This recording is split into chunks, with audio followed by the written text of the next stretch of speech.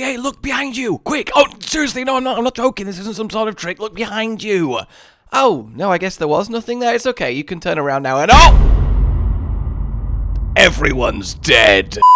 Hello, my fellow Arisen. How do you all fare this fine day in Vermund, or Batal, or the volcanic island, which I guess is also Batal, but still feels distinguished enough to give it its own shout-out. In any case, we have got some exciting news, which being rightly, beautifully official, for we are getting our next big update to the game, and there's a lot of good juicy changes that's very much appreciated, and perhaps some that maybe not. I will of course focus on the most important single change that before this was made the game was, I'll be honest with you, as much as I love it, unplayable. The prophecy is true. Fixing issues where occasionally the player couldn't high-five pawns. Oh, thank my God! Honestly, was just ruining it. Okay, no, but that's really nice. It's probably like one of the best parts of this entire game. That little happy and dopamine hit when you do your nice little high five, job well done. Look, master, I just one-shot that goblin. Proud of me. Is really nice to see. But let's take this line by line and look what we are working with. And yes, Dragonsplague is very relevant because, well, and it should be noted that all these changes equally affect all platforms the game is on this time, reducing the infection frequency of Dragonsplague and adjusting the signs of pawns infected with Dragonsplague to be more noticeable. For example, when infected, the glowing eyes will be more noticeable.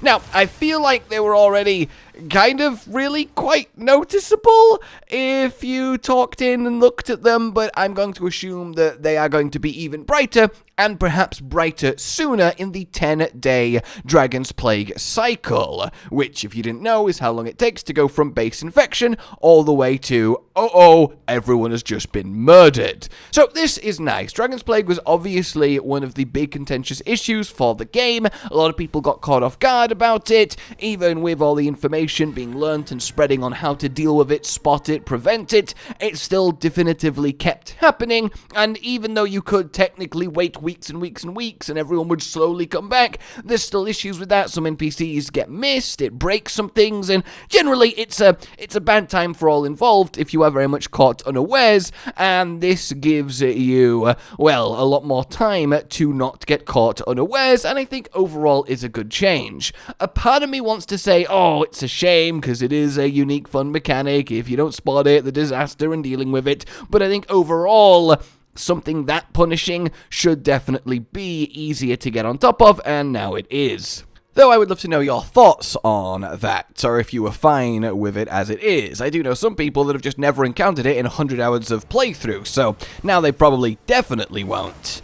Adding the option to zoom in on the faces of the arisen pawns in the status screen, shops, etc. This is both a nice quality of life, I want to look at my pawn properly, but also helps with the Dragonsplague spotting, because now you get a nice close-up on their eyes, which is a big deal when it comes to that, and it's just nice to be able to see what's going on. Even when previewing armor or weapons, being able to have that zoom in is something you would expect. Fixing issues and implementing adjustments related to the minimap. Treasure chests have already been acquired, won't be displayed on the minimap. Okay, nice, just a little improvement to prevent certain confusions. And then adjustments to pawns' behavior and dialogue. This is quite the big chunky section and is a lot of improvements to pawns in general, so let's dive in. As we've talked about, the high five problem, which is thankfully solved.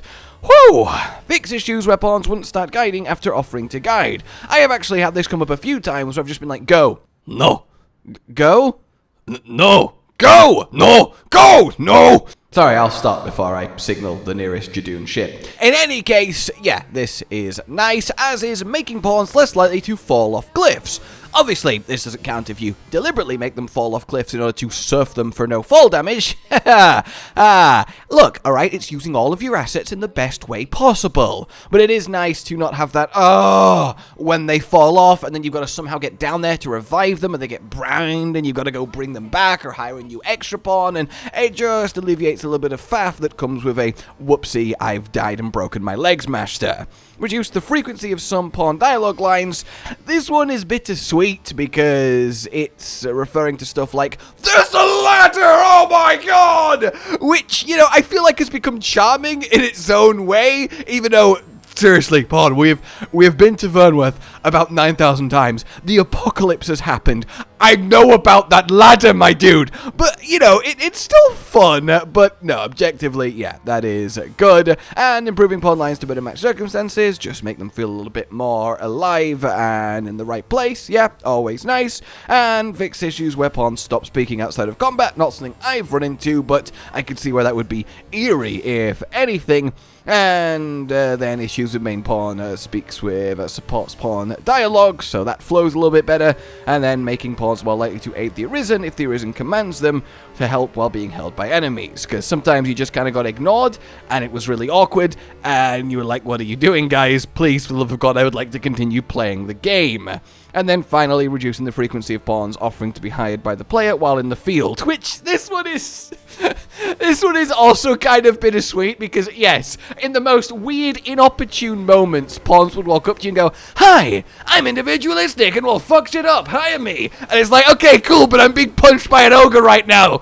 And it doesn't really flow as it should, but at the same time, it is kind of funny, but hey, that will happen less. Then just a couple of other fixes, fixing issues where escort quests are considered failed when accessing the character edit or other specific situations, so that's nice, less just randomly, oh I guess I failed, which again has happened to me a few times. Granted, I've just kept the character around for probably too long and they've given up and gone home, but it does seem to be a bit random when that happens. Fix issues where players could be jailed when fighting monsters in town, which is hilarious. Well, thank you for defending us from that Drake, alright. Hold out your hands. It's just brilliant. So that's nice for that to not happen.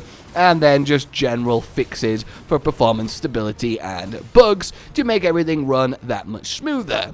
So all in all, a lovely set of changes. Dragonsplague is less of an issue, pawns are just generally going to act, talk, and behave better, and the game will just feel more friendly and smoother and more stable to play. What more could you ask? Well, technically what more could you ask is genuine new content, ? Which does make me wonder. It is really nice to see these patches get addressed, implemented, our feedback taken on board, and actually acted upon, and this is now the second big patch. It is going to be on its way, and it's nice, it really is. But I think we are all kind of craving just something a little bit more. Then again, I think that the changes I believe the game genuinely needs, which is by and large a bigger endgame challenge with a larger variety of enemies to apply that challenge to, because the fundamental combat is phenomenal, and then you can start getting a little bit more hopium bells and whistles, like a longer, more meaty storyline, or at least something to make probably Batal onwards feel a bit more significant, yada yada, is things that we're never going to get addressed in patches like this. It would need to be a proper update expansion DLC.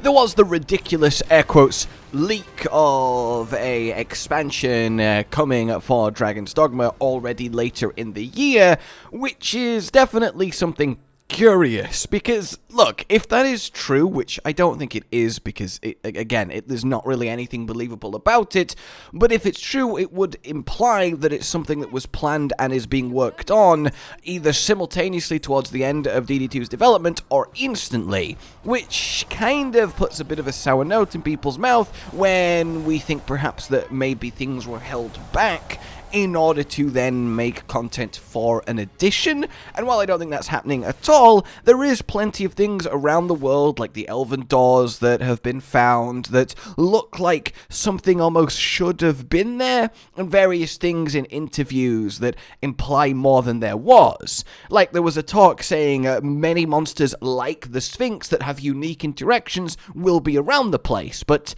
unless I'm missing something, there really is just the Sphinx. So it definitely is an interesting thing to think about. I think the fact we are getting this support and it is so well targeted to some genuine issues we have had with the game is a really good sign, and coupled with success, I really don't think it'll be long until we get some sort of confirmation of actual update/DLC happening. And look, bottom line, I really adore Dragons Dogma 2. There is nothing quite like it. I've never had a game give me such a good journey, literally, of an experience, and it's really unlike anything else. I can't explain it. The sum is so much greater than the makeup of its parts, and I really think it deserves that dark, arisen, bitter black layer of paint that just gives those little final touches that really push it over the edge into something very, very special, even though that for me, personally,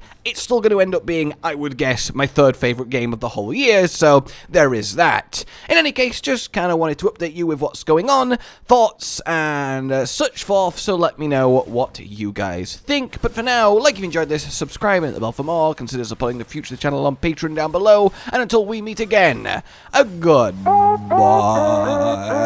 Josh, Cotton, and Hollow with the videos, dropping the humor like a hammer on your tippy toes, bringing entertainment on a daily arrangement to take our insanity and turn it into entertainment. Yes, I said entertainment twice, to reiterate that it is nice to look into your faces on a mostly daily basis when you let us in your homes to make the whole world a stage. Goodbye.